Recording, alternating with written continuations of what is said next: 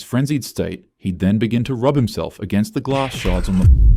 You know how crazy that had to be to like see it in person? What dying on every drug feels like. pencil incident.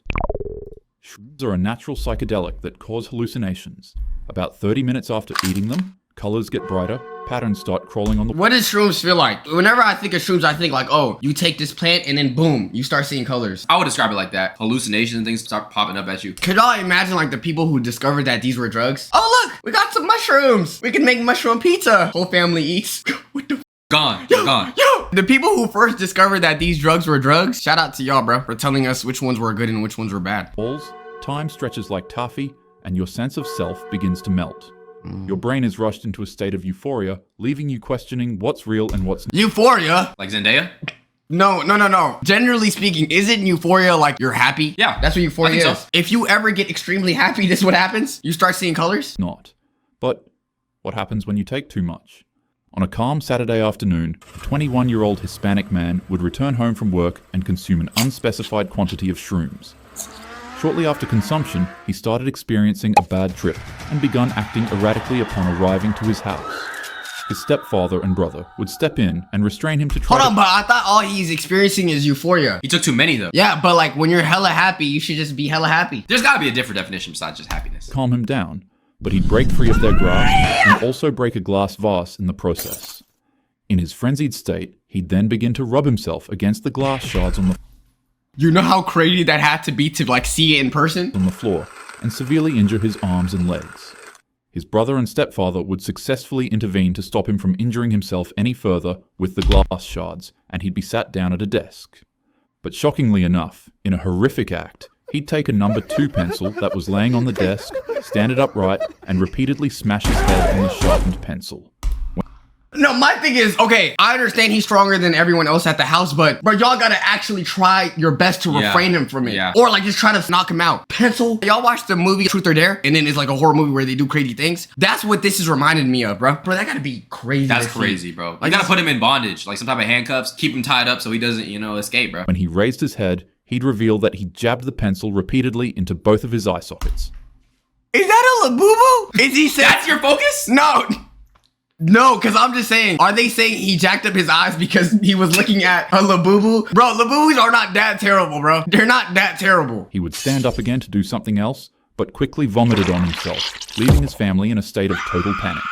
So that's when you're gonna vomit. Not when he was wiping his face with glass shards, not when he was stabbing his eye with pencils. It's the fact that he threw up on y'all, okay? Emergency services were called, where they tried desperately to save the young man's life, but unfortunately, they would only get so far. Shrooms are one of the least toxic substances in the world. You'd need to eat dozens or even hundreds of grams to fatally overdose. But that's Damn, so this man was eating the whole garden, bro. Yo, chill, bro. That doesn't mean people can't die from it. Most fatalities come from behavioral toxicity, panicking, jumping out windows, walking into traffic, or doing something fatal during a full-blown psychotic break. You won't pass away from the drug itself. You'll pass away from what it does to your mind. See, that's why, bro. I mean, I never even had intentions of doing drugs, but for the small chance that this could happen to me, hell nah, bro. Yeah, avoiding it. I'm good. And I heard some people saying like, I don't rock with weed because I had a bad trip before. When I hear things like that, it's like, I was never planning to do it, but now I'm definitely not planning to do it. Facts. The Gator incident. Now let's talk about meth. When it hits, you feel invincible. This substance cranks up your sympathetic nervous system and causes an explosive release of dopamine in your body. Your heart starts racing, you become laser focused, and you'll be filled with You get a shining gun from meth? unstoppable energy. The high can last 8 to 16 hours.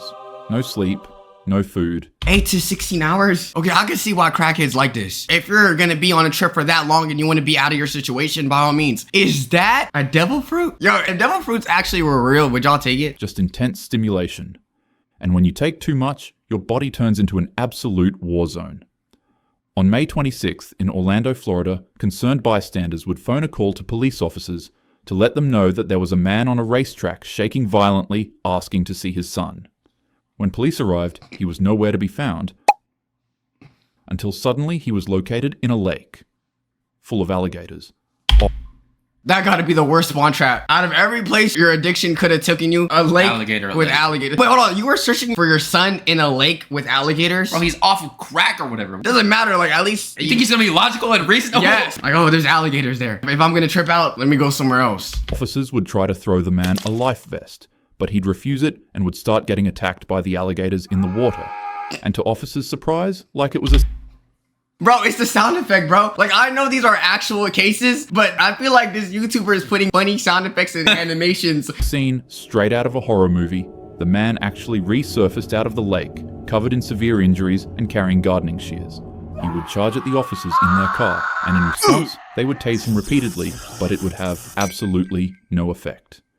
It was only when the man jumped into the passenger seat of the police cruiser and tried reaching for a rifle in the vehicle that officers finally used lethal force. Wait, meth makes you that immune to pain? He's a superhuman, bro. No, I think that's what meth does. Meth hijacks your brain's reward system and sends your body into overdrive. It burns out your dopamine center and disrupts your central nervous system so much that your body both loses touch with reality and can no longer regulate its temperature. Your organs can literally cook from the inside out and cause you to collapse. You can have a heart attack, or you could simply just go on a rampage and meet an early demise like this man. The 108th incident. Weed is by far one of the most commonly used substances in the United States. What did he say, weed? Weed, yeah. Weed? Okay. Yeah. Within minutes of smoking, you're relaxed. Music sounds better, jokes are funnier, and Is that true to all my weed smokers? Does it make the music better? I can finally listen to Netspin, bro. you get really, really hungry. You might feel euphoric, or anxious, or both. It depends on the strain, your mood, and your brain chemistry. So what happens when you smoke too much of it? Well, here's the truth. You can't die from THC toxicity alone. You'd have to smoke thousands of joints in a short time to even come close. But that doesn't mean weed is harmless. In the spring of 2018 in California, a woman who had just befriended a man at a dog park she frequently visited would follow him home to his apartment for a quick spark-up session. Which, mind you, is totally legal in the state of California. Wait, but isn't that their first time meeting? I don't know if you want to do all of that. I mean, hey. After the two finished lighting up grass through a bong, the woman would unexpectedly shoot up from her seat straight to the kitchen and grab 3 knives. Hey, could you come back with some chips? And maybe some ice She came back with more than chips, my boy. More than chips and ice cream. Matter of fact, I don't think she came up with no food. cream. And maybe some chicken Oh! Are you trying to chop up some salsa? Yo, this man's comedic timing is very interesting, bro. Salsa? I love salsa. Jim, I'm not making salsa. In just the blink of an eye, she would stab the man repeatedly non-stop 108 times. 108? When was the last time you did anything 108 times? His body would be covered in stab marks from head to toe, and his face would nearly be entirely carved out. Officers that arrived at the scene would find that she had also stabbed her dog, and shockingly enough, had stabbed herself 40 times. Damn! Wait, do y'all think it was the weed that did it? Maybe psychosis from something else. It has to be, bruh. Your own self 40 times? And the dog, don't forget. Bro, that dude was chilling thinking he was gonna get some cheeks. Some cheeks, some pizzas, some chicken. Some ice cream. And he got stabbed. 108 times? That means he passed away, like he's gone, and you're still doing it. He's probably gone after the And was 10th. still in the process of doing it. They would quickly intervene and try to physically stop her, but it wasn't enough. Officers would tase her 4 times to try to break her psychotic frenzy, but it would be to no avail. Do tasers even actually stun the body for real? They do, I guess, but when you're on substances like the last dude, But it didn't work. This is weed though. Unless weed makes you prone to like immunity, I don't know. In order to get her to stop, one police officer had to swing a baton at her arm 9 times to break it, and finally she... To be honest, I don't think it's even weed. I think she took something else. And I think the Laced? other thing she's taking... Laced. It's K2? probably laced. would release her grip from the knife. The man unfortunately didn't make it, but surprisingly, the woman did. And even more shockingly, she faced 0 prison time for her actions because it was proven in court that she experienced what is commonly known as cannabis-induced psychosis. No, hell no. Hell no, your ass gotta go to jail for that. 108 times, bro. Imagine finding out your family member got stabbed 108 times because somebody got a bad trip. And she's just walking in Central Park like it's nothing. Scot-free, whistling. Wow. Crazy. The woman was very inexperienced when it came to smoking weed, and that potentially played a huge role in why she experienced this rare phenomenon. She was placed on probation for 2 years and was required to do 100 hours of community service. The man's family, especially his father, were extremely upset when they heard about this. Understandably so. It should never have happened. She should have never have been allowed to walk free She should have done some time. You know, you had a jury that Bro, he's speaking facts. Her ass deserves to be locked up at least sometime. convicted her a unanimous conviction in less than 4 hours. And the judge went completely against all three of those entities and just said, you're free to go. The stove. YouTube really didn't like the case on ecstasy that I found. So instead, we'll go over this situation where a 26-year-old martial arts fighter and his sparring partner consumed an unnatural amount of shrooms while in their apartment. Initially, everything was fine, until they became convinced that the world was coming to an end and that the two were fighting a battle of life and death No, I'm sorry. That's so idiotic, bro. between God and the devil. The two would begin their legendary battle, and finally when the struggle finished, their friend would walk into their apartment room only to find the martial arts fighter standing butt naked in the kitchen cooking his friend's heart and remains in a stove. The victim would be That's crazy. Cooking the heart. In a stove, bruh. Dude. No, you got cooked and then you got cooked.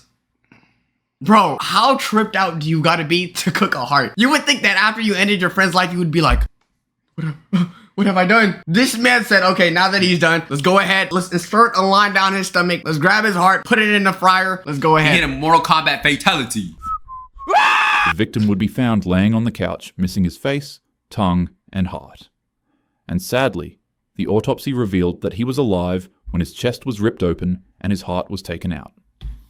Moral of the story, don't take drugs. Don't. Just At all. don't take Never. drugs. This is a good PSA. I feel like we need this in commercials. Wait, how did he even get his heart out? With his bare hands? Maybe, no, because you have to be him for that. He's cooking him. So like actually rip it, I think he got a knife. He had a knife. So he cheated. It was a Yeah, fight to the okay. death. The martial arts fighter wouldn't be as lucky as the woman in our last case. He'd be formally charged and sentenced to 47 years in state prison for what he did to his friend. Good. Now, this probably makes the US legal system come off as a little hypocritical, considering that in the other case, the woman was allowed to blame psychosis for her actions. Facts. The other girl was like, oh, boom. Yeah. I stabbed him 108 times, but I was scotch free. Oh. But this dude, It didn't work. and he's on worse drugs. And he got 40 something years. I definitely think there's bias between men Yeah. and women when it comes to the legal system in terms of like sentencing. But that is crazy. It might be the drug too, though. Because she did weed and he. And it was legal. That's true. That drug is legal. Is this drug legal in whatever state he is? Hell nah. Probably not. And be cleared of any severe wrongdoing, whereas in this case, the fighter's state of influence was ignored and he was directly sentenced. But honestly, that's your opinion to make. When it comes to overdosing on psilocybin, you'll find that it rarely ever ends you through toxicity alone. You'll need to eat an absurd amount for that to actually happen. The real danger is psychosis, panic, and delusion. Once you compromise the healthiness and security of your mind for a quick burst of excitement, you'll find that that's where things go haywire. So in other words, don't do drugs.